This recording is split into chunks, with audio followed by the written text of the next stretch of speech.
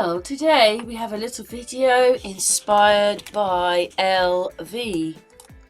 They put this comment into the Sun and Moon group with my lovely floss.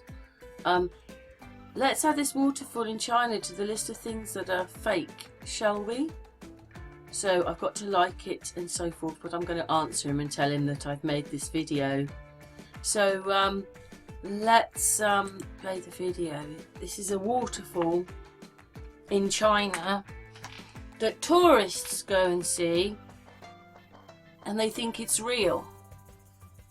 But what he's saying is it's not real. There's a pipe up there, and these obviously people went to the top and looked and they could see it was a pipe.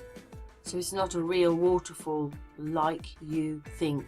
But let's watch the little video. I couldn't find a different one, but let's watch. Thank you very much, Elvee, for this, and I had to copy the little video because there wasn't anything else. You know, it's not, well, it's pictures, and then the same video has been copied over and over again. But it's crazy because everything is deceitful, isn't it?